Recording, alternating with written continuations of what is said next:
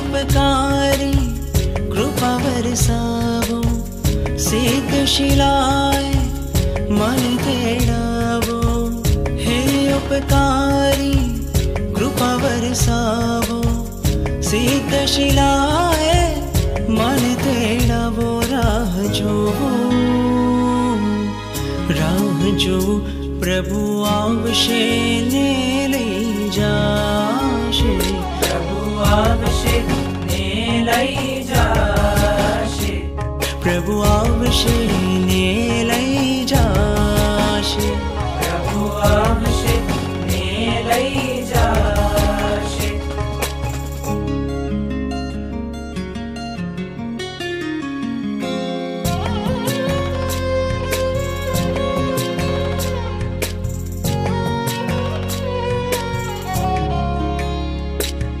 जनमोनी प्रीति मारी आँखों बोले, आंसुओं ना सागर छलके। युग युग ना स्वामी तमे हय्यू बोले, प्रीतम मारो मन डोले। हय्यू मारो हवे नहीं वशमा, ओ भगवंत मने पासे बुलावो। सिद्ध शिलाए मन तेड़ावो। राह जो प्रभु आवशे ने लई जाशे, प्रभु आवशे ने लई जाशे, प्रभु आवशे ने लई जाशे, प्रभु आवशे ने लई जाशे।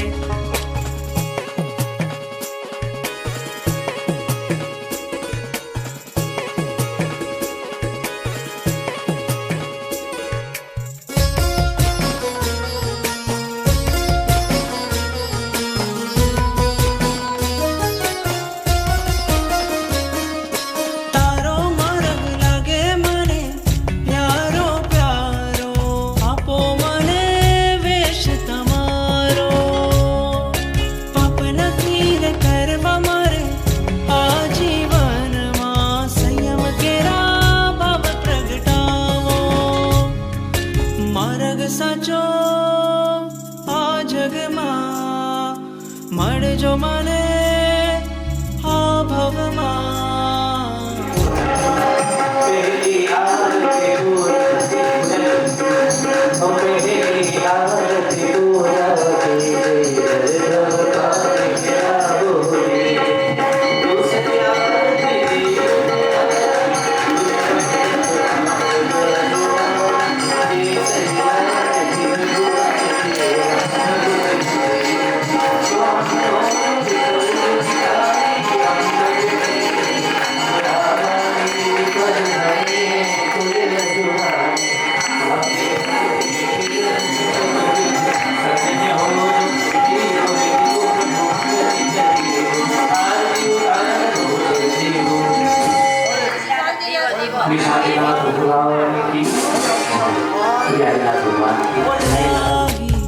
राग तोड़ावो, वैरागी ना भव प्रगटावो। राह जो प्रभु आवशे ने लई जाशे, प्रभु आवशे ने लई जाशे, प्रभु आवशे ने लई जाशे, प्रभु आवशे ने लई जाशे, प्रभु आवशे ने लई जाशे।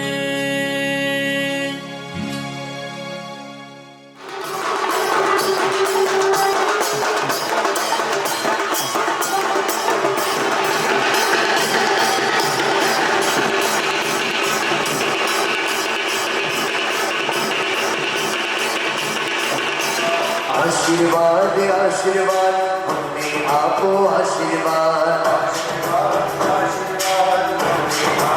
आशीर्वाद जी हमारे आए हैं नई रोशनी लाए हैं जी हमारे आए हैं नई रोशनी लाए हैं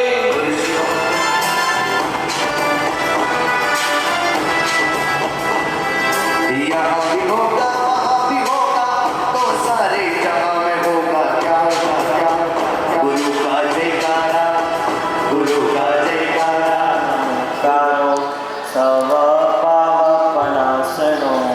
मङ्गलानं च सर्वेषां पाठमम हवै मङ्गलं नमो दुर्वारायादि वैरिवारिणिवारिणे अर्हते योगी नाथाय महावीराय तारिणे कल्याणपादपारमा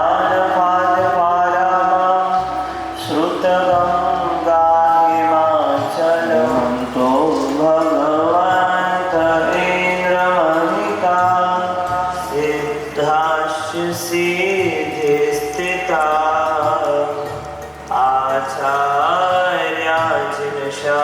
आचार्याजिनशासनोन्नतिकरा पूज्या उपाध्यायिका श्री सिद्धांत सुपाठिका मुनिवरा रत्नत्रयाराधिका पंचैते परमेष्ठिनः प्रतिदिनं कुर्वन्तु वो मङ्गलं मङ्गलं भगवान् वीरो मङ्गलं गौतम प्रभु मङ्गलं स्थूलिभद्राद्या जैनधर्मोऽस्तु मङ्गलम् अङ्गोरे अमृतवर्षे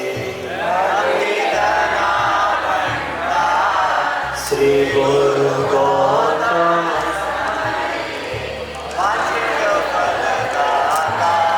जयतु लोकेश्वरी राजेन्द्र सूर्यर्हर्तो हर्तो तापं देहिनां क्लेशभाजं नदतु नदतु वाद्यं तद्दिशोदन्तु भेनां जपतु जपतु तस्य ख्यां सदा भव्यलोका अज्ञानतिमिरान्धानां ज्ञानाञ्जनशलाकया नेत्रमुन्मीलितं येन तस्मै श्री गुरुवे नमः तस्मै राजेन्द्र गुरुवे नमः तस्मै हेमेन्द्र गुरुवे नमः शक्ति हमें देना दादा मन का विश्वास कमजोर होना हम चले नेक रास्ते पे हमसे भूल कर भी कोई भूल होना इतनी शक्ति हमें देना दादा मन का विश्वास कमजोर होना हम चले नेक रास्ते पे हमसे भूल कर भी कोई भूल होना इतनी शक्ति हमें देना दादा मन का विश्वास कमजोर होना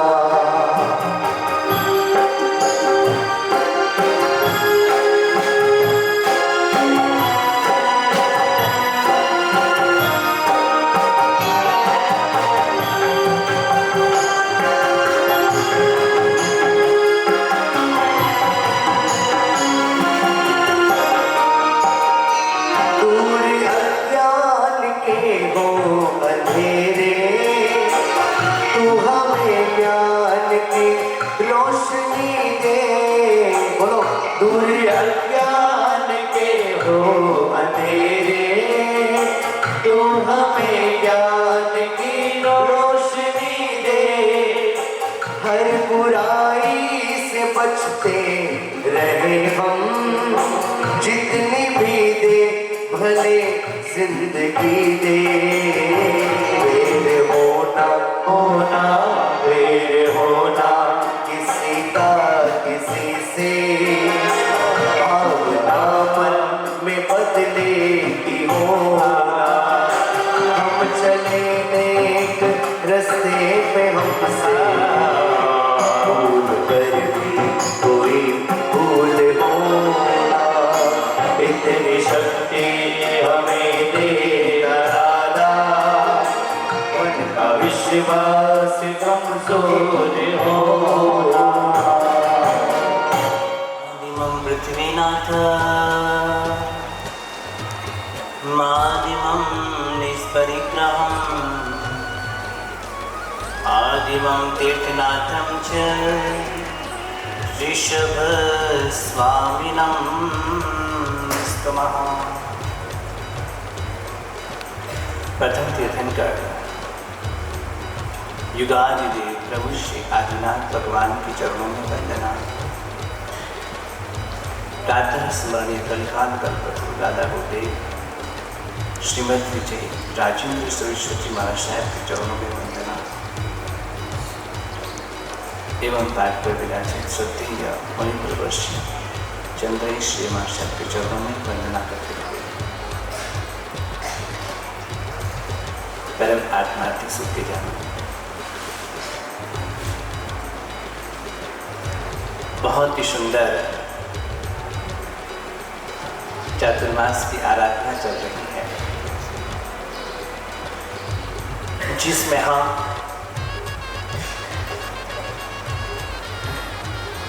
तीनों ही तत्वत्रय को स्पर्श होते हुए आगे बढ़ रहे हैं।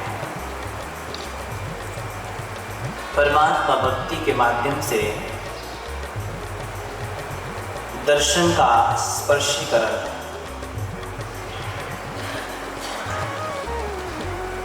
प्रवचन श्रवण के माध्यम से ज्ञान का स्पर्शीकरण और विविध क्रियाओं के माध्यम से चारित्र का स्पर्शीकरण। क्योंकि ये तीन ही तत्व ऐसे हैं कि जिसके माध्यम से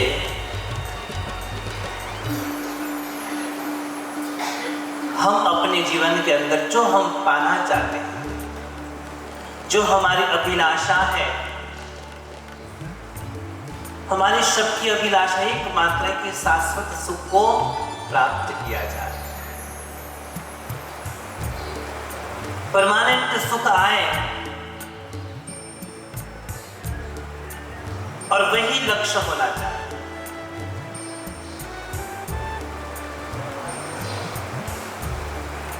ये संपूर्ण संसार है। इस संपूर्ण संसार के अंदर आप कितना भी पुरुषार्थ कर लोगे कि मुझे परमानेंट सुख मिल जाए, हमेशा के लिए मुझे स्थिरवास रूपी सुख मिल जाए, तो ये पॉसिबल बिल्कुल भी नहीं है। परमात्मा वीर ने कहा है कि ये संसार संपूर्ण रूप से दुख का कारण है। जिस प्रकार से समुद्र होता है, समुद्र को हम कहीं से भी चखेंगे, वो मात्र हमें खाराश ही देने वाला है। उसका जल कभी भी मिठास दे सकता नहीं है। प्रभु यही कहते हैं कि संसार में कोई भी साधन के ऊपर तुम हाथ रख लोगे, लेकिन उसका अंत दुख का कारण है।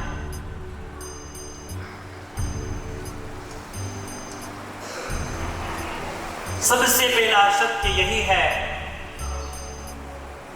कि संसार को दुख का कारण समझकर के हमें चलना चाहिए। लक्ष्य हमारा शाश्वत सुख की ओर बनाना है, तो एक क्षणिक सुख देने वाले संसार धनों की स्पर्शना तो हमें छोड़ना पड़ेगा।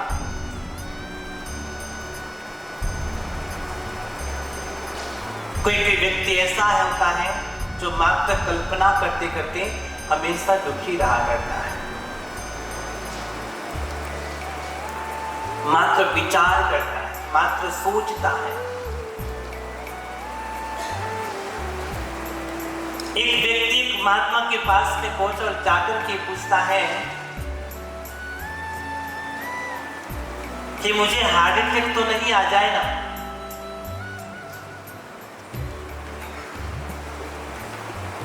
संत ने कहा कि तूने डॉक्टर को बताया? बोले हाँ बताया। सारी रिपोर्ट मेरी नॉर्मल है, सब अच्छी है, कोई भी प्रॉब्लम नहीं है। तो बस अगर नॉर्मल है तो उसे सोचना बंद कर दे। लेकिन नहीं, मेरे घर के अंदर 2-3 सदस्य को और ऐसी प्रॉब्लम हो गई है, तो मैं बैठे बैठे ये भी सोचता रहता हूं कि कहीं मुझे भी हार्ट अटैक नहीं आ जाए। तो इसे कहते कल्पना रूपी। जो काल्पनिक है वो होगा या नहीं होगा वो तो पवित्र पिता जान सकती है,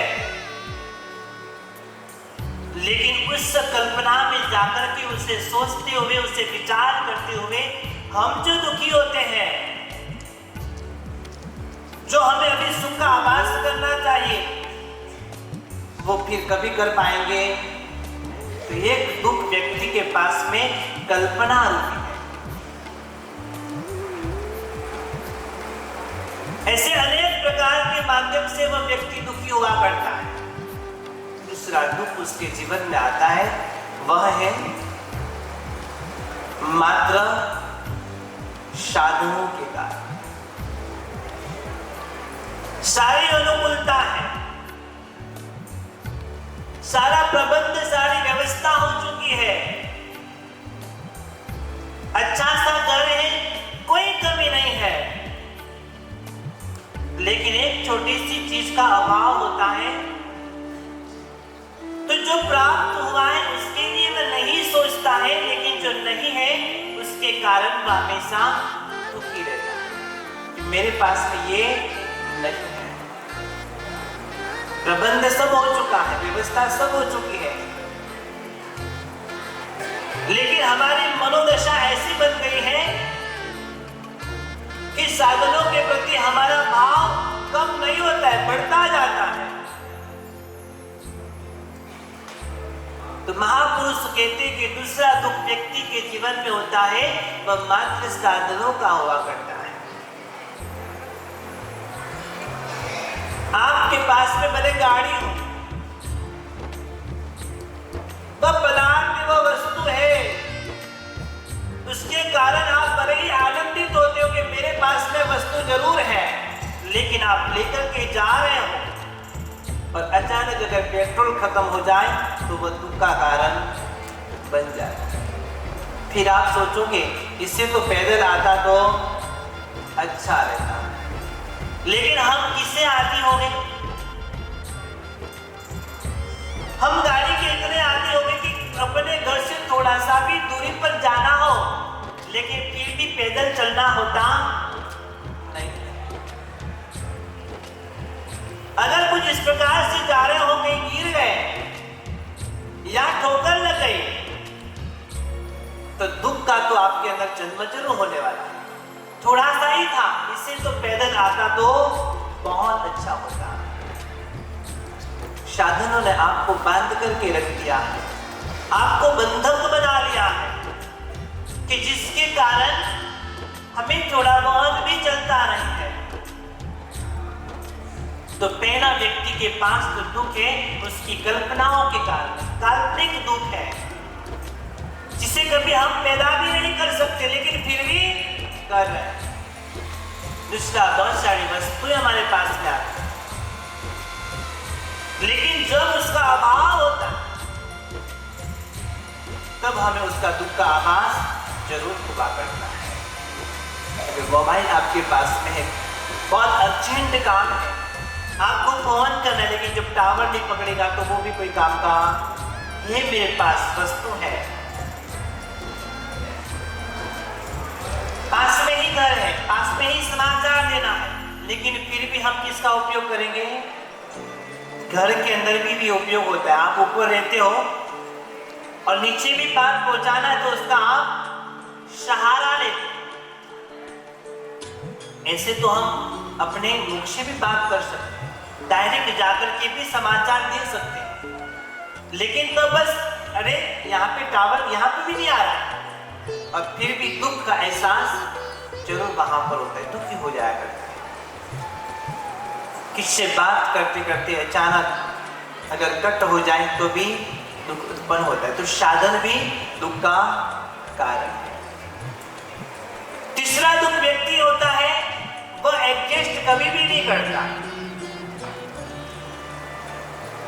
बहुत कोई लोग मिले हुए हैं, एक परिवार में रहते, साथ में रहते हैं,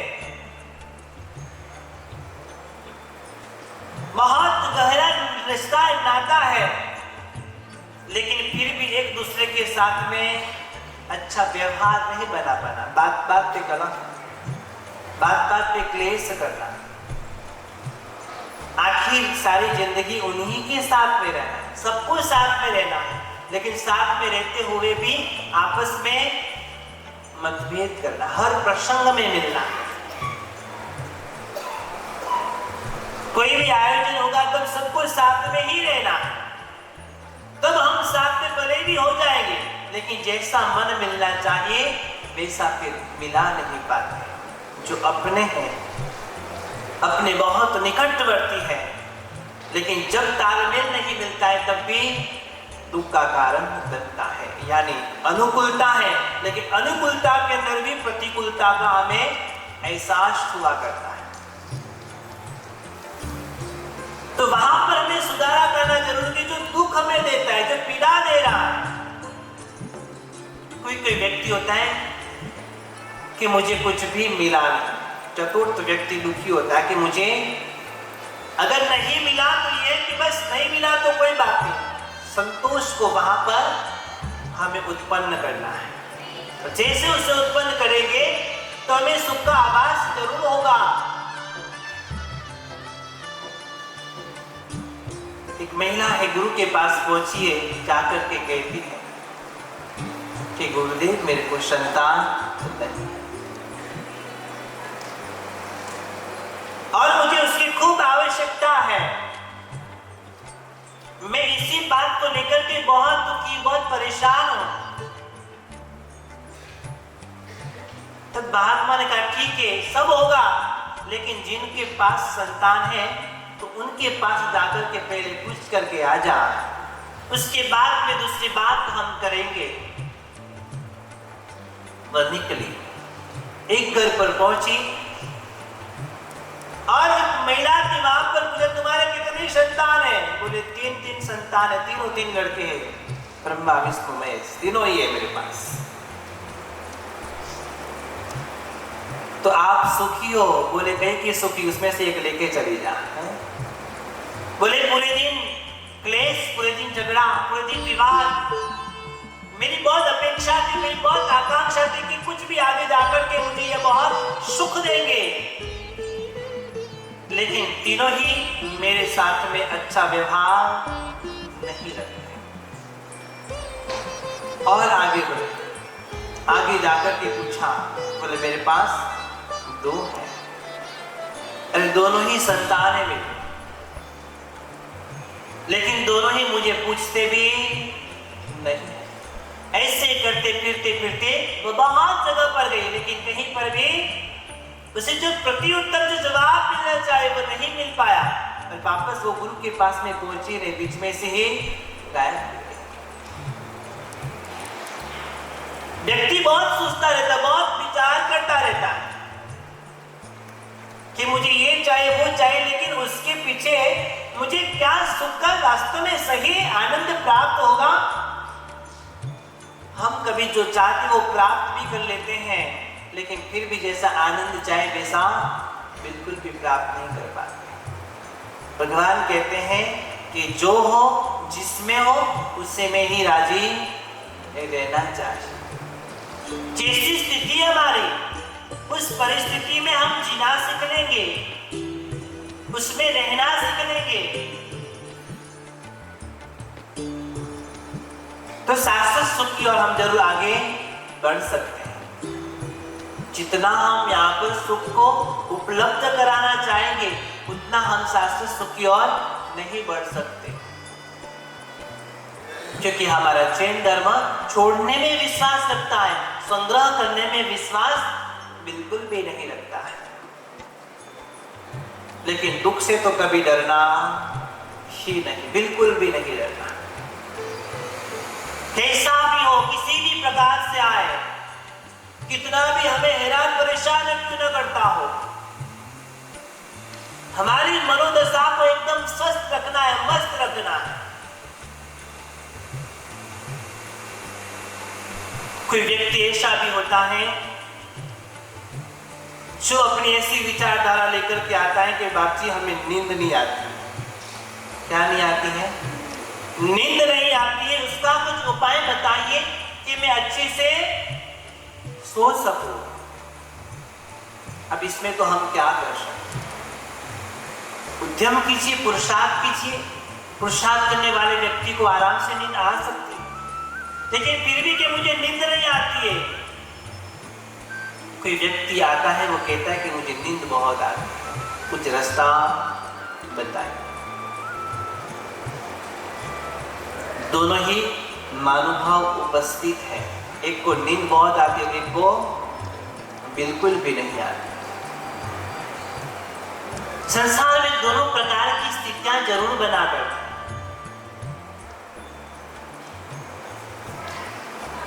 ऐसे व्यक्ति को तो आराधना बताओ तो नींद जल्दी आ जाए। अगर ध्यान रखना, सामायिक करते समय, माला गिनते समय, कोई भी सर्वोत्तम श्रेष्ठ आराधना करते समय नींद आती है तो समझना चाहिए मेरे बहुत कठिन कर्म और भी बंधे हुए हैं जो मुझे इस कार्य करने से जरूर रोक रहे हैं। उसको कैसे दूर करो?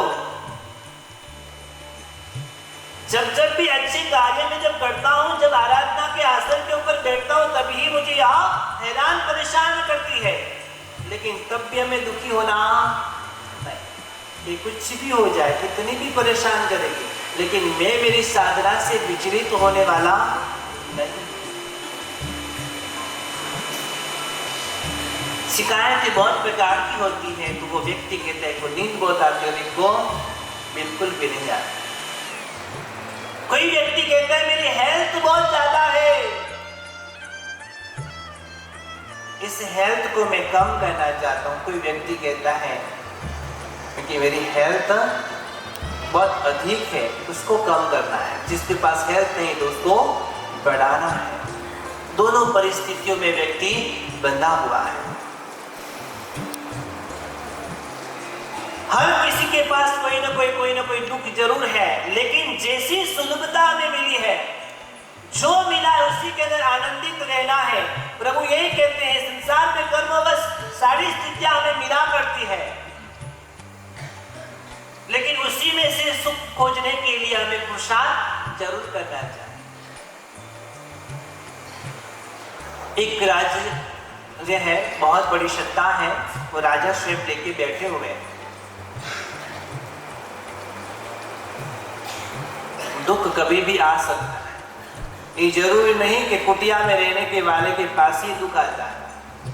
कभी कभी बहुत बड़ी सत्ता, बहुत बड़ा साम्राज्य लेकर के व्यक्ति बैठा हुआ हो, उसी के पास में भी दुख जरूर आ सकता है। हम कितने भी सुरक्षा बना लेंगे, कितने भी सैनिक लगा लेंगे,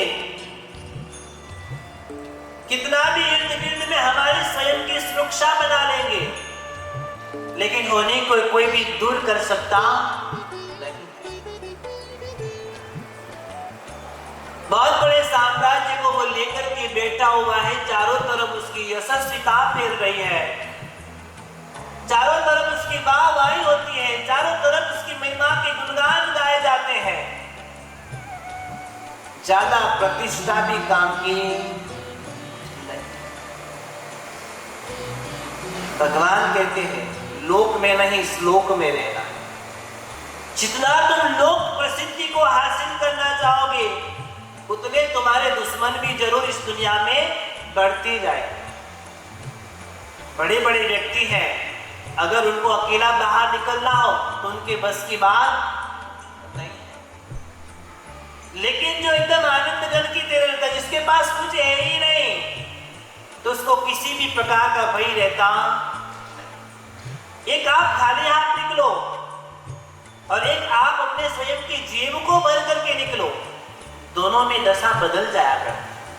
जब खाली जेब होगी तो कोई भय नहीं है कि मेरे पास कुछ है ही नहीं, तो मुझे लूटेगा कौन, कौन चोरी करेगा मेरे पास। लेकिन कुछ अलंकार पहने हुए हो, कुछ गहने पहने हुए हो, आपके पास बहुत सारा रुपया हो, तो आप अकेले ऐसे निकलना नहीं जाओ, क्योंकि भय सताएगा। परमात्मा ने हर आत्मा को कहा कि जितना आप सिंपल बन करके रहोगे, एकदम सादगी पूर्ण रहोगे, उतना ही हमारी विशेषता बढ़ती जाने वाली है। लेकिन जितना संग्रह करके अपने आप को और भी बड़ी समृद्धिवान की गिनती के अंदर, उस संख्या के अंदर अपने आप को जिंदगी जिलाओगे, तो कभी भी दुख का कारण बन सकता है। चोर भी प्रवेश उसी घर में करता है कि जहां पर उसको खजाना नजर में आता है। कोई कुटिया के अंदर वो जाने वाला, उसको पता है यहाँ पे जाऊंगा तो मुझे कोई इतना मिलने वाला नहीं है, ज्यादातर उसको टाल देगा। लेकिन जहां पर उसको अधिक पदार्थ वस्तुएं मिलने की संभावना रहती है, वहीं पर वह प्रवेश जरूर करता है। तो वह बहुत बड़ा साम्राज्य, बहुत बड़ा सत्ता लेके बैठा हुआ था, चारों तरफ उसकी महिमा हो रही थी कि राजाओं सम्राट हो तो उनकी जैसा। इर्द गिर्द के राजा भी उससे जलने लगे। उन्होंने विचार किया कि राज संचालन तो हम भी करते, लेकिन मात्र नाम इसी का आता। सारे प्रख्याति, सारे चारों तरफ विख्यात मात्र अकेले हो रहे हैं, हमारी कोई तो नामना ही नहीं, कोई गिनती नहीं है। आपस में आसपास के सम्राटों ने विचार किया कि कैसे भी करके इसके राज दरबार को हमें तहस नहस कर देना चाहिए। वो अकेला है, वो सब मिल गए। ईर्ष्यावश व्यक्ति कुछ भी कर सकता है। ईर्ष्या में तो बिल्कुल जाना ही नहीं है, जाओ तो स्पर्धा में जाओ। ईर्ष्या से व्यक्ति का पतन होता है, वो बहुत स्वयं दुखी हो जाता है। स्पर्धा करने के अंदर कोई दुख नहीं, अगर उसने हासिल किया है, इतना बड़ा बना है, इतना उसने सब कुछ पाया है, कैसे पाया, मैं भी उसके जैसा पुरुषार्थ करूंगा, मैं भी उसके जैसे बनने के लिए बहुत मेहनत करूंगा। ये तो हमारे ऊपर है। किसी को देख करके उसके जैसे बनने के लिए आप उद्यम करोगे, उसमें कोई प्रॉब्लम नहीं, उसमें कोई कर्म बंध नहीं होता है, उसमें कोई दोष नहीं लगता है। लेकिन उसको देख करके मात्र ईर्ष्या करने के लिए लग जाओगे तो कर्म हमारे बनने वाले। कोई धनाढ्य बनता है, कोई संपत्तिशाली बनता है, कोई अच्छे अच्छे कार्य भी करता है, तो ऐसे व्यक्ति की तो अनुमोदना करनी है, लेकिन निंदा तो कभी भी करना नहीं चाहिए। आसपास के सम्राटों ने विचार किया किस किस की नामना है, उसके ऊपर हमें रोक लगानी है, उसको खत्म ही कर देना, उसका संपूर्ण साम्राज्य हम तहस नहस कर देंगे, उसका साम्राज्य बचेगा ही नहीं। चारों तरफ से सबने आक्रमण किया, जैसे आक्रमण किया, शक्ति नहीं उसके पास में, ताकत नहीं कि इतने को वह संभाल पाए। तब वह सोचता है कि वर्तमान के अंदर मेरा समय ठीक नहीं है, मेरी स्थिति अच्छी नहीं है, मेरी परिस्थिति अच्छी नहीं है। अब मैं कितना भी जोर लगा लूंगा, लेकिन मैं इनको जीत पाने वाला नहीं हूं। मुझे अपने आप को बचाना चाहिए। पदार्थ तो वापस हासिल हो जाए, सारी वस्तुएं वापस हासिल हो जाएगी, लेकिन प्राण हासिल वापस होने वाले नहीं। कहते हैं प्राण बचे तो लाखों का। अपना जीवन बच गया है तो हमारे पास में सब कुछ है, गया हुआ वापस से उपलब्ध करा सकते हैं, वापस से सब कुछ संग्रह कर सकते हैं। लेकिन अगर अपनी जान चली जाए तो कुछ भी नहीं। वह अपने आप को बचाना चाहता है कि मैं कैसे भी करके इनसे बच के निकल जाऊंगा। उसने युद्ध को छोड़ दिया क्योंकि सामने इतनी सारी सेना, चारों तरफ के राजाओं ने घेर लिया मुझे। वह भागता भागता कोई जंगलों में जाकर के छुप जाता है। परिस्थिति बहुत दुखद आई है उसके जीवन में। परिस्थिति को हर व्यक्ति को समझना चाहिए कि मेरी ऐसी हालत है वर्तमान के अंदर, मैं बहुत बुरे दौर से गुजर रहा हूं, तो उस दौर को जरूर समझना चाहिए। उस वक्त जितना हम गंभीरता में, जितने शांत रह करके सोचेंगे तो रास्ता निकलने वाला है। अगर बुरे दौर के अंदर गंभीरता नहीं आई तो जीवन अपने आप का हम खत्म भी जरूर कर सकते। काफी लोग इस दुनिया में ऐसे दुखी होते हैं जो हार जाते हैं, फिर मेहनत करते, पुरुषार्थ करते, अचानक सब कुछ चला जाता है। बोले इतने साल की मेरी सारी कमाई ऐसे ही चलेगी, तो आगे का मेरा जीवन क्या है? कुछ भी नहीं। ऐसा सोच करके व्यक्ति अपने आप को खत्म कर लेता है। लेकिन ऐसे विचारों में जाना ही नहीं चाहिए। अगर हमारे पास में थोड़ा भी जीवन हो, आराधना के माध्यम से उसको और महान बना सकते हैं। भगवान ने तो पहले ही कह दिया है कि पदार्थों तो एक मात्र हमारे जीवन के अंदर आगे पीछे घूमने वाले हैं, उससे कोई जीवन चले ये कोई जरूरी नहीं है। जीवन तो हम स्वयं से दिया जा सकता है। साधनों को लेकर के जीना ये हमारी बहुत गलत सोच है। उसने ये विचार किया कि साधन तो मुझे मिल जाएंगे, लेकिन मैं अपने आप को बचा लो, यह मेरे लिए बेहतर है।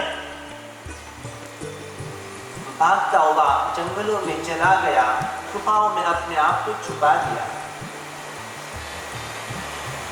समय खराब आया है, उस समय खराब को जितना टालो उतना अच्छा है।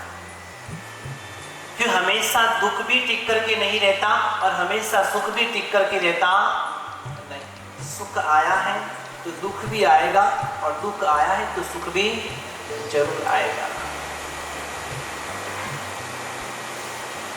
संपूर्ण राज्य उसका तहस तहस हो गया, सब कुछ खत्म हो गया है, कुछ भी बचा नहीं। बहुत दिनों के बाद में जहां से छुपा था वहीं से वो निकलता है, और निकलने के बाद में अपने नगर में नगर सेठ को समाचार पहुंचाते हैं और कहते हैं कि मुझे इस वक्त विशेष आपकी जरूरत है। मित्र ही मित्र के दुख के समय काम आता है, और वही सच्चा मित्र है। क्योंकि जब मैं राजा था, मेरे पास सत्ता थी, मेरे पास शक्ति थी, सब कुछ था, तब उसे मेरे नगर सेठ की उपमा दी थी। तो आज मेरे जीवन के अंदर ऐसी परिस्थिति आई है कि मेरे पास कुछ भी नहीं बचा है, तो मुझे उसी का साथ जरूर लेना चाहिए, समाचार पहुंचाए। नगर सेठ ने कहा कोई बात नहीं, मैं तुमको साथ दूंगा। तुमको जितना धन चाहिए, जितनी संपत्ति चाहिए, जो तुम मांगोगे मैं देने के लिए तैयार। दुनिया में बहुत लोग दुखी होते हैं, किसी किसी को साथ मिलता है, किसी किसी को मिलता भी, लेकिन समझ नहीं मिल रहा हो तो मैं ये जरूर सोचना चाहिए कि अभी मेरा समय अच्छा नहीं चल रहा है।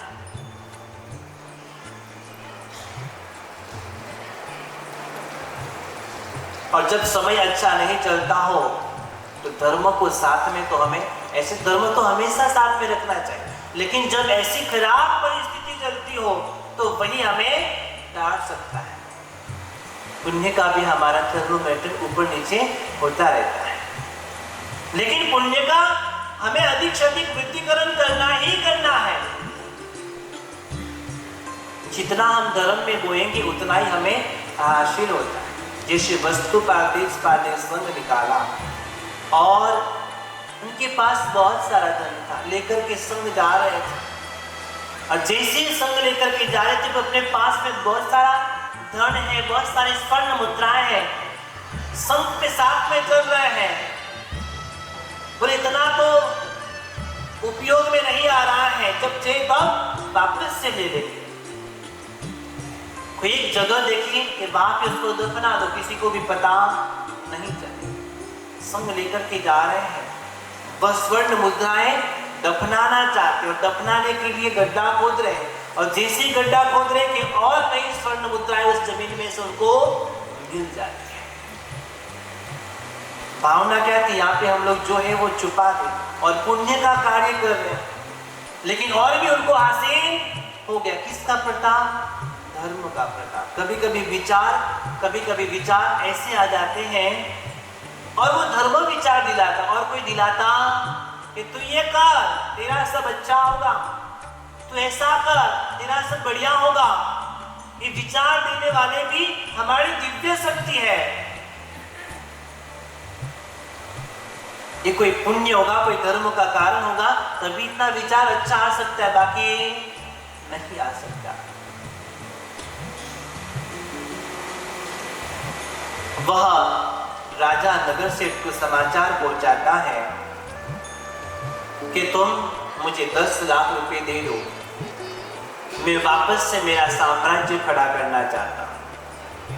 बहुत पुराना जमाना था, इतना भी बहुत उस वक्त होता था, इतना द्रव्य भी बहुत करोड़ों की गिनती में आता था कि मुझे दे दो, वापस से मेरा जैसा साम्राज्य था वैसा मैं बनाऊंगा।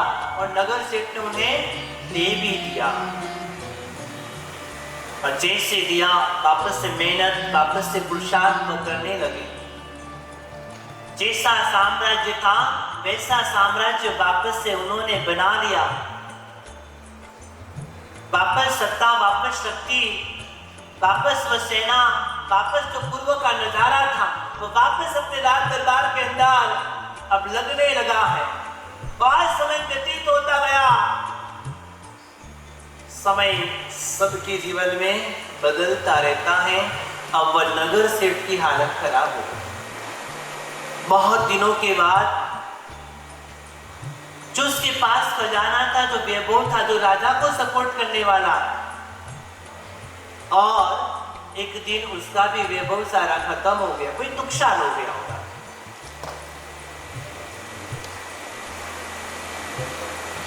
और उस नुकसान के कारण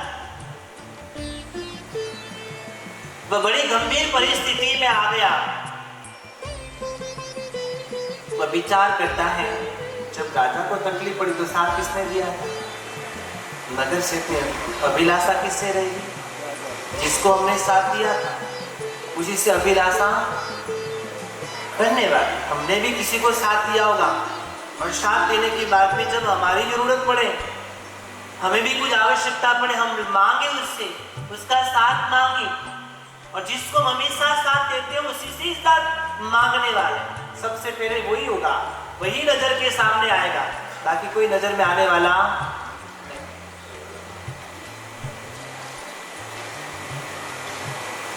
नगर सेठ बुरी परिस्थिति से जैसे गुजरने लगे, राजा की याद आई कि जब इनके जीवन में खराब परिस्थिति थी तो मैंने साथ दिया था, और मैं अन्य के सामने हाथ नहीं फैला सकता क्योंकि मेरा नाम था। सब मेरे यहाँ पर मांगने के लिए आते थे, मैं देता था। आज मेरी ऐसी परिस्थिति थी, जो मुझसे बड़ा है उसी से मैं मांगूंगा। राजा के पास में पहुंचे और कहा कि राजन, आज मेरी स्थिति बिल्कुल भी ठीक नहीं है, मैं बहुत दरिद्र हो चुका हूं, मेरे पास जो था सब कुछ चला गया। अब आपकी मुझे हेल्प चाहिए, आपकी मुझे मदद चाहता है। राजा देगा उसको साथ। राजा के सामने जैसे बात रखी, राजा भी विचार करने लगे। उन्होंने कहा, तेरी परिस्थिति खराब आ गई है, कोई बात, मेरे राज दरबार में आ जा, मैं थोड़ी सी तुझे जमीन देता हूं, वहां पे तो कुटिया बना ले और 2-4 बकरी खरीद करके दे देता हूं और उसी से तू अपने जीवन का भरण पोषण कर। वो सेठ भी विचार में पड़ गई, जिसको मैंने इतना सारा द्रव्य दिया, इतना बड़ा राजमहल बनवाया, वापस उनके पास शक्ति आ गई, आज मेरी खराब परिस्थिति है तो वो मुझे क्या कह रहे हैं, छोटी सी कुटिया बना रहे, 2-4 बकरियां खरीद करके तुझे दे देता हूं और उससे अपना जीवन का गुजारा कर। शबा भी बैठी, वो भी विचार में पड़े। आज जो राजा है मात्र शेठ के कारण है, लेकिन उनके साथ ऐसा व्यवहार, अब ऐसा व्यवहार राजा ने क्यों किया, किस कारण किया, तो मैं अगले प्रवचन के दरमियान बताऊंगा। लेकिन भाग्य साथ दुख को जन्म देने की हमारी स्वयं की आदत पड़ गई है। चाहे कल्पना से देते हम लोग, साधनों के माध्यम से देते हम लोग, कोई हमारे जीवन में अनुकूलता प्रतिकूलता के कारण देते हम लोग, लेकिन ये जो दुख हमारे स्वयं के भीतर उत्पन्न करते हैं, ये अच्छी बात भगवान कहते हैं कि जिस प्रकार की स्थिति बने उसी प्रकार के अंदर हमें राजी रहना है। महामंगले प्रदाता श्री हेमेंद्र सुरेश्वर जी गुरुदेव, परम पूज्य आचार्य भगवंत श्री जयंत सेन सुरेश्वर जी गुरुदेव एवं परम पूज्य आचार्य भगवंत ऋषभ चंद्र सुरेश्वर जी गुरुदेव के आज्ञानुवर्ती परम पूज्य मुनिराज श्री चंद्र यश जी महाराज साहब एवं परम पूज्य मुनिराज श्री पुष्पेंद्र जी महाराज साहब आदि के पावन श्री चरणों के अंदर नमन एवं साधी भगवंत श्री तत्व दर्शन श्री महाराज साहब एवं परम पूज्य साधी जोगन श्री रश्मि रेखा श्री महाराज साहब एवं परम पूज्य साधी जोगन दर्शन रेखा श्री महाराज साहब परम पूज्य साधी जोगन विराग श्री महाराज साहब आदि श्रमणी भगवान के पावन श्री चरणों के अंदर वंदन और नमन करते हुए चातुर्मास का यह भव्य आयोजन और इस भव्य आयोजन के लाभार्थी परिवार सैला निवासी श्री सुमति देवी हेमराज साहब कप्ती एवं श्रीमती उमरी देवी नरेंद्र भाई साहब कप्ती परिवार के द्वारा आप सभी तपस्वियों का सुख साता एवं वंदन पूछते करते हुए बाहर से हुए पधारे सभी मेहमानों को हम यहाँ से निवेदन करते हुए स्वामी भक्ति का आप सभी लाभ देकर पधारे। साथ ही आज 8वीं तक के समस्त तपस्वी जिनके 8वीं तक के बहुमान बाकी रह गए थे, उन समस्त 8वीं तक के तपस्वी का बहुमान प्रवचन के बाद में यहाँ पर किया जाएगा। नाम बोलो, नाम बोलो। नाम के अंदर श्रीमती मनोरमा बेन जिन्होंने 8वीं तक किया है, उनका पढ़ना हो चुका है। उसके बाद में विमला बेन हंजारी मल जी जिन्होंने 16, 17 और 18 तारीख को 8वीं तक किया है। हीरा बेन नेमीचंद जी 20, 21 और 22 तारीख जिनके 8वीं तक की आराधना। साथ ही मनोरमा बेन उन्होंने भी पूर्व में 8वीं कर चुके हैं। आत्म ने परमात्म नो जे संग जड़्यो छे राज,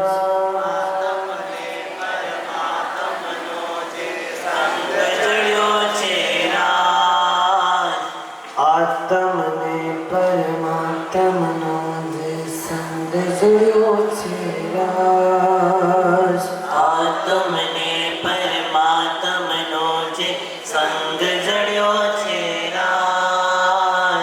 ये बुक है 172। बारे निकालो, आलसी मत बनो, निकालो बारे।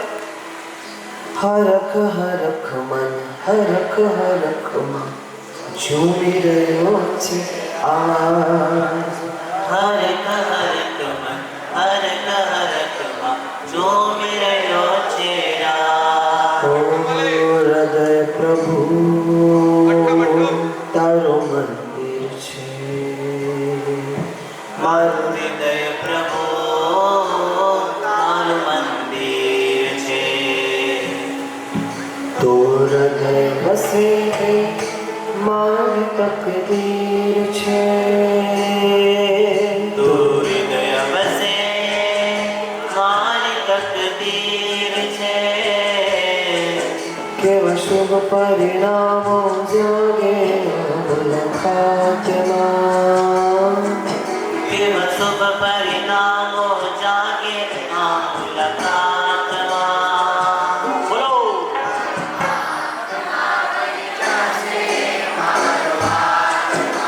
फिर से परमात्मा बन जासे मानवात्मा। आगे क्या गाओ?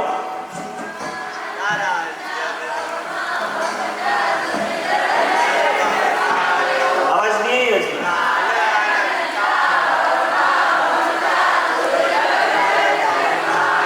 आगे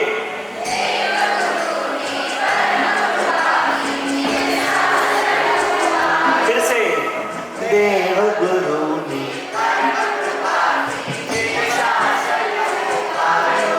तार चरण प्रभु मारू आभार छे तारा चरण प्रभु मारो आधार छे। तारो दर्श प्रभु मारू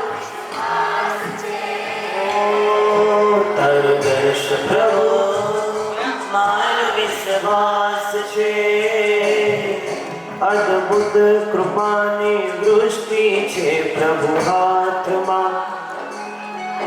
અદ્ભુત કૃપાની વૃષ્ટિ છે પ્રભુ હાથમાં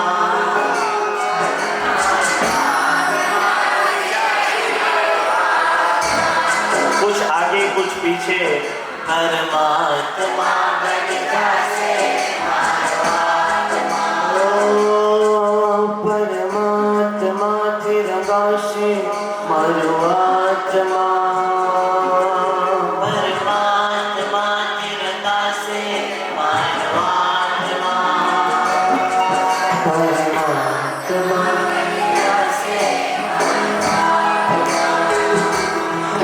परमात्मा बन जासे मानवात्मा। તારા અંજની કેવી શુભ ફળ હશે તારા અંજની કેવી શુભ ફળ હશે તારા પ્રાણ થકી મૂર્તિ જીવંત થશે તારા પ્રાણ થકી મૂર્તિ જીવંત થશે राजप्रिय बनी जाशे तू एक ज रातमा प्रभु प्रिय बनी जाशे तू एक ज रातमा परमात्मा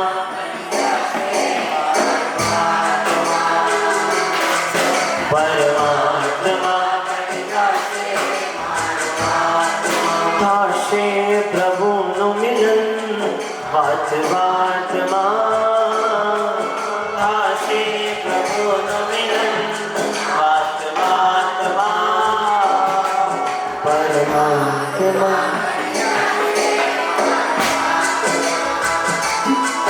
परमात्मा बन जासे मानवात्मा।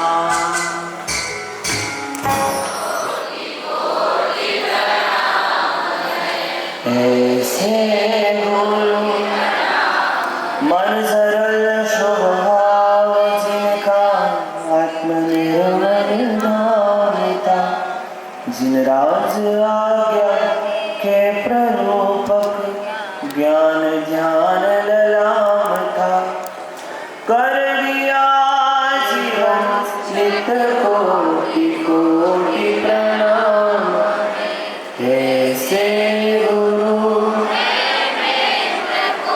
नित कोटि कोटि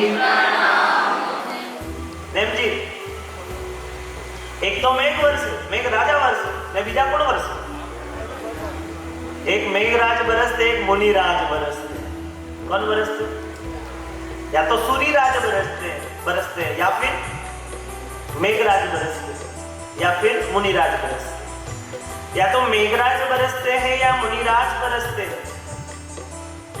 मेघ बरसता है तो सृष्टि सुंदर बनती है। मेघराज बरसते हैं तो संपूर्ण सृष्टि सुंदर बनती है, और मुनिराज बरसते हैं तो दृष्टि सुंदर बनती है। आत्मा की पृष्ठभूमि सुंदर बनती है। बोल आप क्यों आया हो? आप क्यों आए यहाँ पर? आत्मा भूमि को उर्वरक बनाना है। कैसा बनाना है? उर्वरक।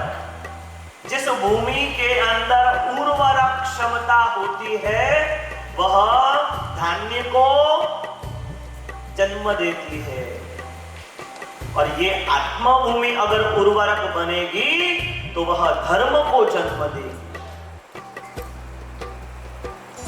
मेघ और मुनि दोनों बरसते हैं। मेघ बरसते हैं तो सृष्टि सुंदर बनती है, और मुनि बरसते हैं तो दृष्टि सुंदर बनती है। दृष्टि के अंदर रह रूपे विकार, कचरे इत्यादि समाप्त होते हैं। आत्मा में भी पड़ा हुआ कचरा, कड़कट, कूड़ा समाप्त होता है। कौन सा कचरा? बोलो बहनों, कौन सा कचरा? हाँ? है कचरो है कि नहीं? माए कोई पहला तो यूं बताओ, है? आंसू नहीं है? लो थे इसके जाओ, मुनि के दो। मैं नहीं कह रहा हूं कि आपके अंदर कचरा भरा पड़ा। आप स्वयं इस बात को स्वीकार करें, इस बात को कह रहे हैं मोरे माए तो कचरो है सा। हमें बताओ क्यों कचरो है? हाँ? काले में बात करता था बपोरे बखोंडे माए के कषाय शत्रु, कषाय रूपी कचरा हमारे अंदर भरा पड़ा है। वो कषाय निकालने के लिए हमने अब तक क्या उपाय किया? क्या उपाय किया? हाँ? अंदर कचरा तो भरा पड़ा। मालूम है आपको? आप किसी तीर्थ यात्रा को गए हैं, घर के ऊपर ताला लगाकर, वापस जब आए हैं 8 दिन बाद, 10 दिन बाद, आप गया वही उस समय शिखर जी, पालीताना, संकेश्वर, बड़वाजी, मोनखेड़ा,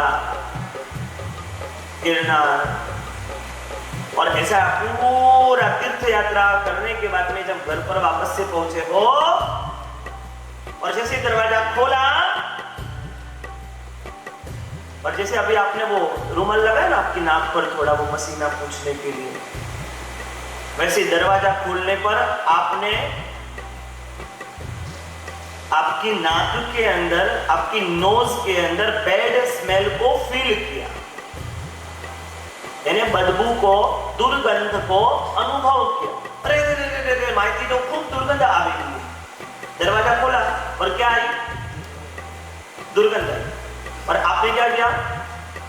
रुमाल लगाया या कपड़ा लगाया, अरे रे रे बाप रे बाप। और आपने जैसे ही दुर्गंध को अनुभव किया, आपको पता चल गया कि अंदर क्या हुआ। 10 दिन में क्या हुआ है?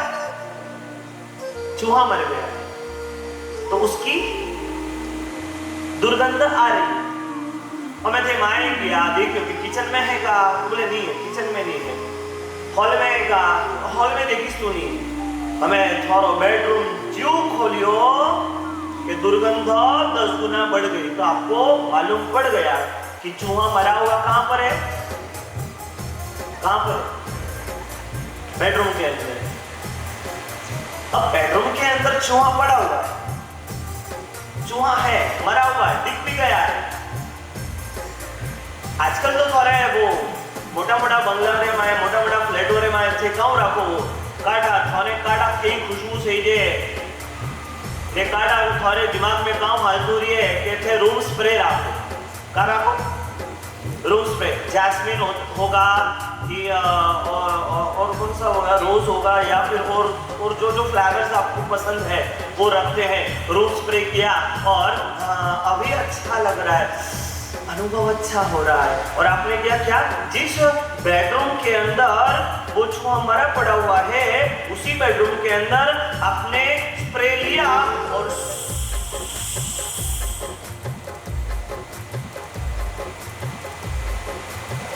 अब तो आप बेडरूम में सो जाएंगे ना? नहीं क्यों? दादा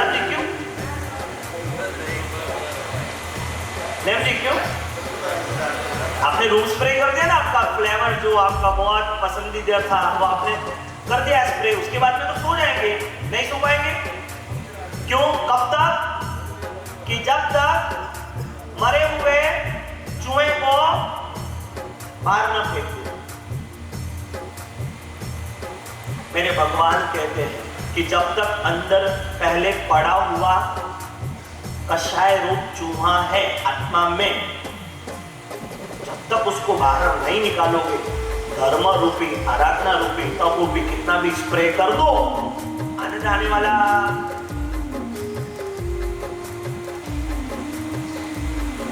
जैसे कि आप अपने घर के ऊपर अगर दिवाली है या फिर और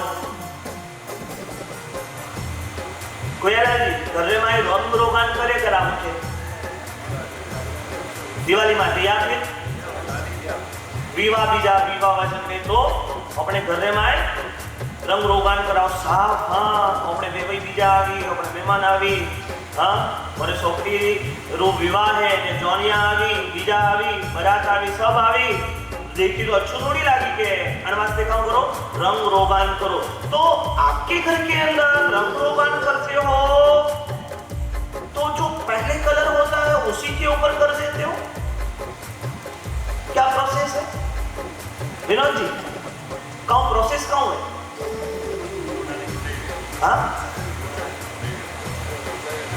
काम करो वीरेन जी, क्या करते? घर के अंदर कलर करना है, परंतु जो पहले वाला कलर है उसी के ऊपर कर दोगे।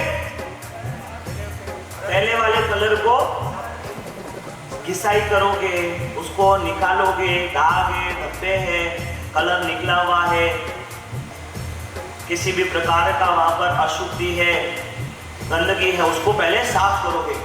और वो जो वॉल है ना, दीवार है ना, उसको पहले एकदम स्मूथ बनाओगे, नरम बनाओगे, एकदम व्यवस्थित बनाओगे, और उसके बाद में जो नया कलर करोगे तो वो कलर का उठाव आएगा और आपकी आंखों को देखने के लिए अच्छा होगा। अगर उसी के ऊपर कलर कर दोगे तो मजा नहीं आएगा, हाँ वो अच्छा नहीं लगेगा। ज्ञानी भगवान कहते हैं कि पहले से जो अशुद्धि अशुचि रूप पुराना कलर जो आत्मा के ऊपर लगा हुआ ना, कषाय की वृत्ति का, क्रोध का, मान का, माया का, लोभ का, राग का, द्वेष का, ईर्ष्या का, जब तक उसको साफ नहीं करोगे, धर्म रूपी नया कलर कितना भी लगाओगे, आनंद आने वाला। एक तरफ तो आराधना चालू है और दूसरी तरफ अगर विराधना बंद नहीं है ना, तो आराधना का जो आनंद आने वाला है ना वो नहीं आएगा। एक रोगी जो रोग होने पर डॉक्टर के पास में गया है और डॉक्टर को कहा है, डॉक्टर साहब हमारे तो खूब रोग हो रहे हैं, ठीक है आज दवाई लीजिए थी। घर पे आए, दवाई ली और रोग ठीक हो गया। अगर रोग ठीक हो गया तो आप क्या मानोगे? दवा ने असर करना शुरू कर दिया, यही मानोगे ना कि दवा ने असर कर दिया। मैं आपको कहता हूं कि डॉक्टर के दवा देने के बाद में रोगी दवा लेने के पश्चात दवा ली और वो ठीक हो रहा है तो रोगी ये मानता है कि दवा ने असर करना शुरू कर दिया है। मैं आपसे पूछता हूं, आपने सामायिकी प्रतिक्रमण किया, औषध किया, धर्म किया, कब लगने लगे कि धर्म ने काम करना शुरू कर दिया है? कब लगे?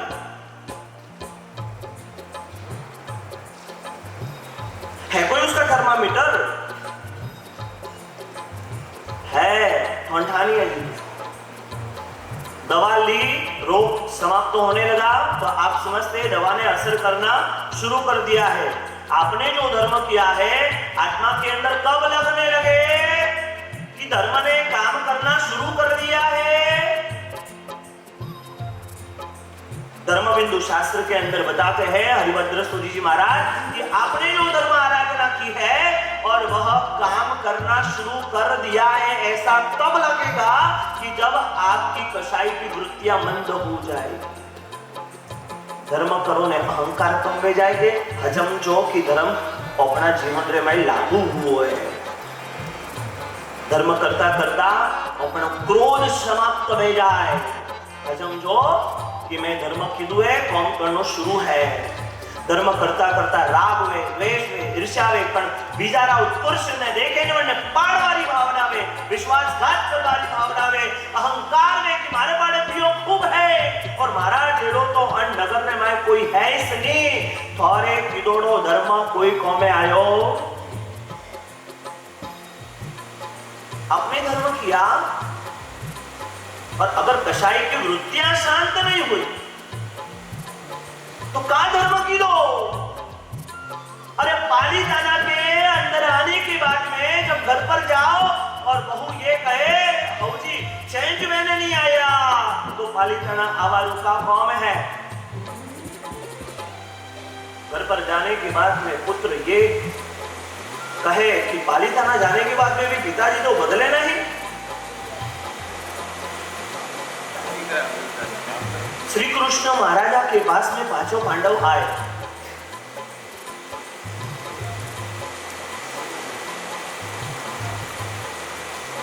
महाराज महाभारत खेल करके, महाभारत जीत करके बहुत सारी हिंसा हुई, बहुत सारे जीवों को हमें मारना पड़ा।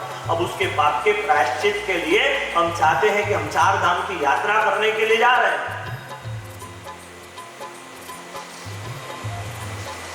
महाराज आज्ञा दो, आशीर्वाद दो।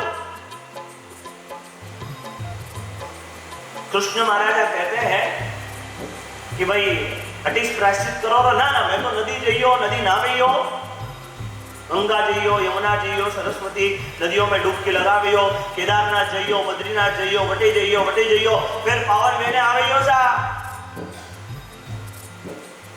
तो कृष्ण महाराजा कहे है जड़ी थोड़ी भावना, पर यूं कोई प्रायश्चित में तो नहीं है। ना ना ना मैं तो यूं करियो ने मैं प्रायश्चित करने आवे ने मैं पावन में ना आवियो। ठीक है साहब, पर एक काम कर जो, एक काम करना। कृष्ण महाराजा के कहने पर पांडव पूछते हैं कि हम 4 धाम जाएं, नदी नहाने जाएं, आपका क्या काम है बताइए, हम करके आएंगे। उन्होंने अपने पॉकेट से एक तुंबड़ी निकाली, काली काली तुंबड़ी। अभी तुंबड़ी का स्वभाव क्या होता है? तुंबड़ी का स्वभाव क्या होता है? कड़वा। तुंबड़ी का स्वभाव कड़वा होता है।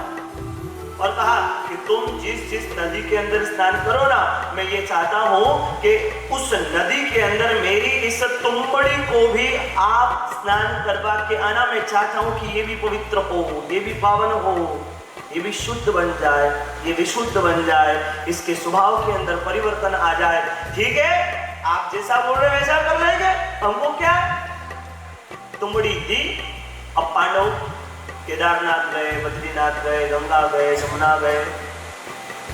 बोलो आप भी बेड़ा होगा।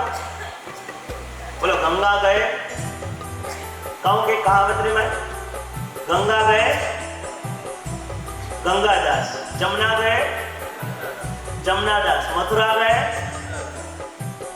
बोलो हमको ये गंगादास, जमुनादास, मथुरादास नहीं बनना है। हमको तो धर्म को श्रद्धा के साथ में हृदय में उतार कर क्या बनना है? धर्मदास बनना है। क्या बनना है? और नेम जी ये कहा है गंगादास, जमुनादास और मथुरादास से भी धर्मदास बड़ा होता है, क्योंकि जो परमात्मा की श्रद्धा के साथ में धर्म करके धर्मदास बना है, वह धर्मदास कभी भी उदास नहीं होता है। बोलो थोड़े का वेणु है? धर्मदास वेणु है। धर्मदास बनना है तो शास्त्रकार भगवान कहते हैं कि खूब खूब खूब खूब भाव की श्रद्धा की आराधना करजो।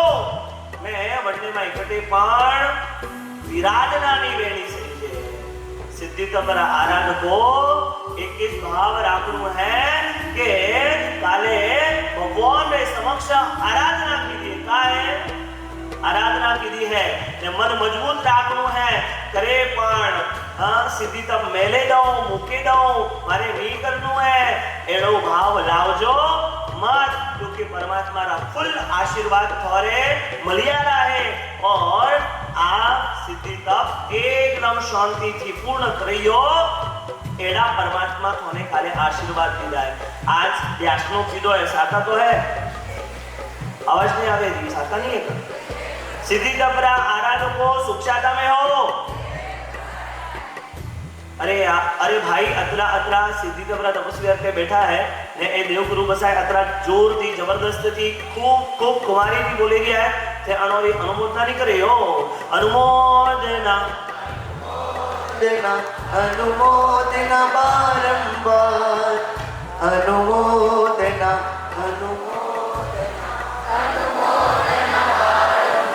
सिद्धि तप करने वालों को सिद्धि तप करने वालों को क्योंकि जने जने सिद्धि तपरी आराधना प्रारंभ की दी है वे जबरदस्त वैसे भी धन्य है और परमेती तो काले की आराधना प्रारंभ सामूहिक मासक क्षमण अभी जो मासक क्षमण के अंदर नहीं सिद्धि तप में नहीं बैठ पाए सिद्धि ये तो मालूम है चातुर्मास की ट्रेन चल रही है सबसे पहला डब्बा सिद्धि तप का दूसरा डब्बा मासकमण का तीसरा डब्बा शत्रुंजय तप का चौथा डब्बा 16 उपवास का पांचवा डब्बा 28 का बोलो ट्रेन में बैठोगे तो सही कि पैदल ही चलोगे कोई ना कोई डब्बा में तो बैठो से कि नहीं बैठो कोई ना कोई डब्बे में तो बैठना ही है पहले डब्बे के अंदर सिद्धि तप के आराधक बैठ चुके हैं दूसरा डब्बा कल से जुड़ने वाला है मासक क्षमण की आराधना दिव्य मासक क्षमण जिसको महामृत्युंजय तप भी कहा गया क्या कहा गया महामृत्युंजय तप भी कहा गया तो क्या महामृत्युंजय तप यानी कि क्या महामृत्युंजय तप यानी कि जो हमें हमारी आत्मा को मृत्यु के ऊपर महाविजय प्राप्त करवा दे और बार बार मरना ना पड़े बार बार जन्म लेना ना पड़े उसका नाम महामृत्युंजय तप मृत्यु के ऊपर विजय प्राप्त करवावे वह मृत्युंजय तप कल काले भी शुरू हुए तो अपना आत्मा रे माए प्रायश्चित भाव अपना आत्मा रे माए पाप जो हुआ है जीवन रे माए उन्होंने धोवा हारू कटे गंगा जावारी जरूरत नहीं है जमुना जावारी जरूरत नहीं है कावेरी गोदावरी इत्यादि नदियों के अंदर स्नान करने की आवश्यकता नहीं है परमात्मा ने श्रेष्ठतम मार्ग आत्मा को पवित्र शुद्ध बनाने के लिए स्वयं के ही पुरुषार्थ के द्वारा तप करके प्रायश्चित करने का विधान बता दिया कहीं जाने की जरूरत नहीं कृष्ण महाराजा ने निकाल करके दी क्या दी तुमड़ी किसको दी पांडवों को पांडव कहे कि हमको क्या है हम तो हर जगह पर इसको भी स्नान करा देंगे अब वो गोदावरी स्नान किए तो उन्होंने वहां पर तुंबड़ी को निकाला कि कृष्ण महाराजा ने कहा है चलो अभी इसे भी स्नान कराना चाहिए स्नान कराया अब गोदावरी इत्यादि संगम में नहाए दूसरी कृष्णा नदियों में नहाए जहाँ पर नदियों में नहाए जहाँ धाम के अंदर गए वहां पर उनको दर्शन करवाया तुंबड़ी को भी बाहर निकाला और ये पूरी यात्रा करके महाभारत के विजेता पांडव पुनः श्री कृष्ण महाराजा के पास में आए और आकर के कहते हैं महाराज जाकर आ सही में जाकर आ गए हाँ जाकर आ गए और क्या तो सब जगह स्नान कर लिया हाँ चार धाम की यात्रा हो गई हाँ तो अब आप पवित्र हो गए हाँ शुद्ध हो गए हाँ और क्या आपको याद है मैंने आपको काम दिया था हाँ याद है ना लाओ अर्जुन निकालो और युधिष्ठिर ने हाथ में लेकर के तुंबड़ी श्री कृष्ण महाराजा को देख। अब श्री कृष्ण महाराज ने अपनी कटार निकाली और उसमें से एक छोटा सा भाग कटिंग किया और कहा कि देखो तो ये चखना तो सही करने के लिए पांडव ने के कौन के है कृष्ण की आज साफ तो सही। तो युधिष्ठिर ने वो टुकड़ा लिया और लेकर के जैसे मुंह में रखा और थू थू थू थू थू करके थूक दिया। क्या हुआ? हुआ क्या? बहुत कड़वी है। क्या बात कर? हाँ हाँ और नहीं तो क्या, बहुत कड़वी। तब श्री कृष्ण महाराजा कहते हैं कि इसको गंगा का स्नान करवाया, यमुना का करवाया, संगम का करवाया, कृष्णा कावेरी चारधाम सब करवा दिया, फिर भी इसके स्वभाव में परिवर्तन नहीं आया। मैं क्या कहना चाहता हूं मालूम है आपको? ज्ञानी भगवंत कहते हैं कि आप कहीं पर भी कितना भी स्नान कर लो, मंदिर का दर्शन कर लो, बावजूद इसके यदि आपने मंदिर का दर्शन कर अपने स्वभाव के अंदर परिवर्तन नहीं किया तो वो स्नान हो, मंदिर का दर्शन हो, तीर्थ की यात्रा हो, वो हमारी आत्मा को शुद्ध नहीं बना सकती। स्वभाव के अंदर परिवर्तन बहुत जरूरी है। 2-3 दिन पहले संजय भाई आए थे, उन्होंने क्या बात कही थी?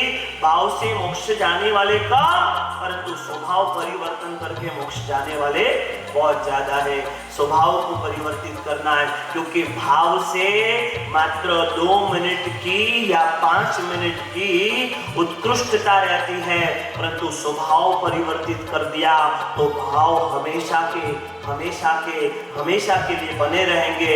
परमात्मा का शासन कहता है, धर्म बिंदु शास्त्र कहता है कि आपने अपने जीवन के अंदर जो जो आराधना का भाव रखा, परंतु विराधना के भाव से मुक्ति नहीं हुई, तो आराधना किस काम की?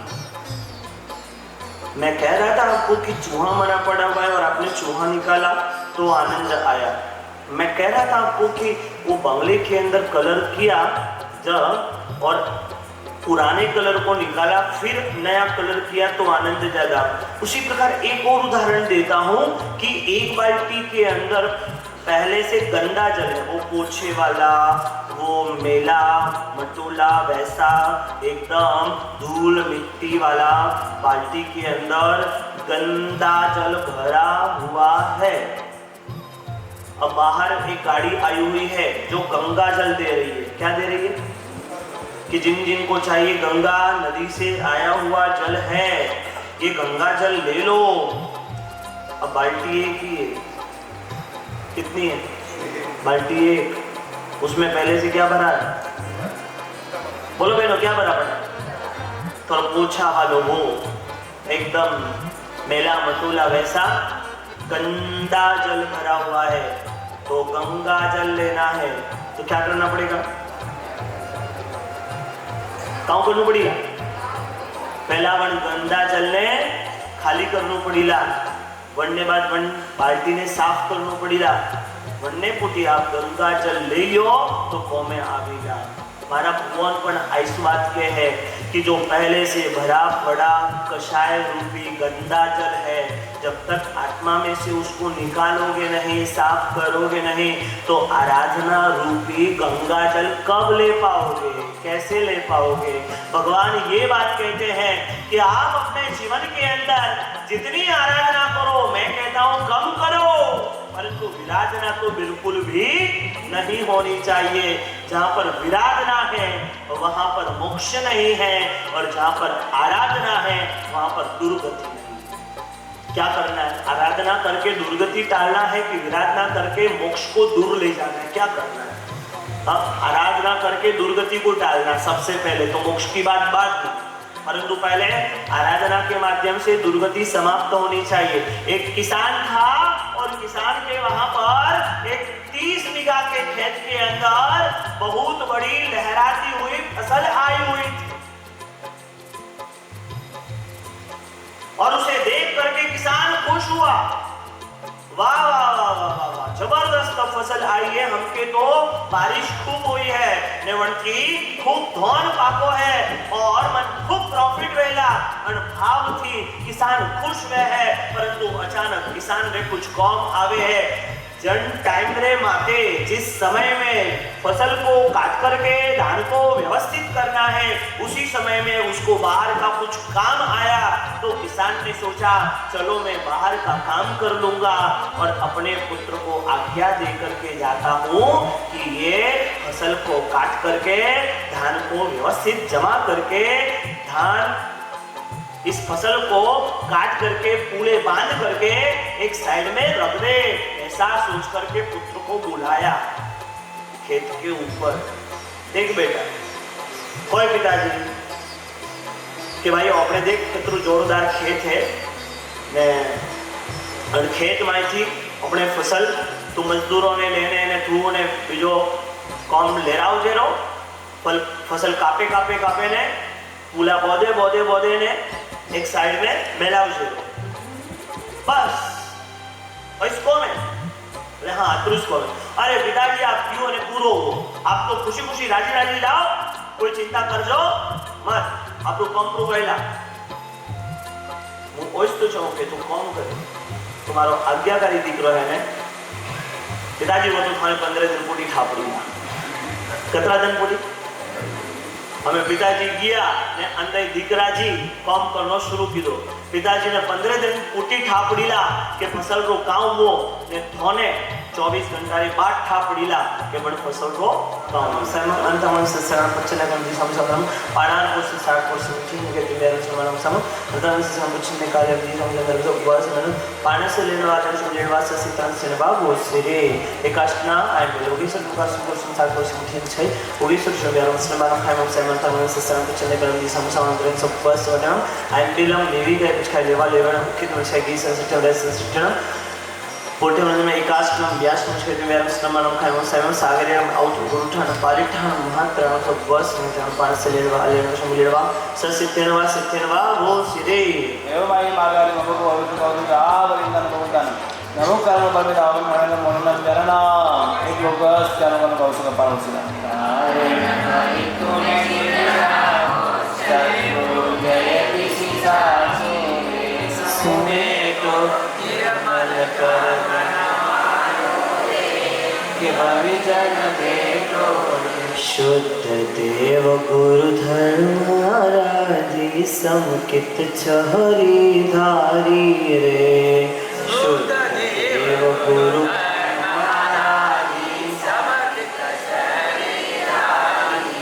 विविध प्रकारे सुंदर करणी विविध प्रकारे सुंदर करणी गिरिवर शिव सहकारी रे के भविजन भेटो रे भविजन भेटो दुख सब मेटो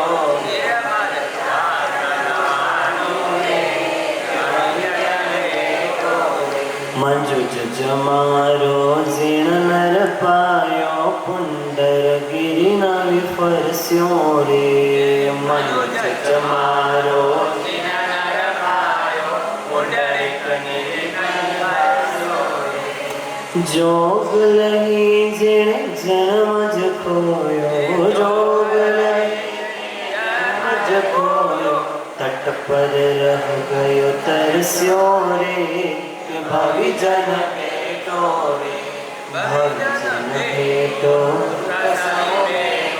निर्मल यात्र नवाणो रे भविजन भेटो रे ते कारण भवि तुम चित राखो शत्रुंजय दिशि साची रे ते कारण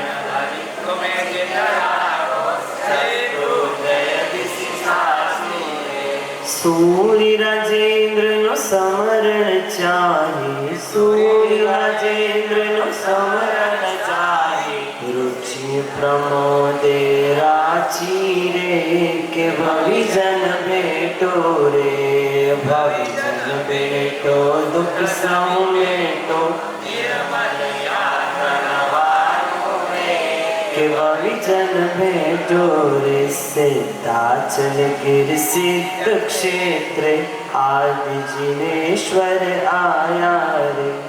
पावन प्रभु जी पूर्व नवाणु पावन प्रभु जी पूर्व नवाणु के विजन में डोरे के विजन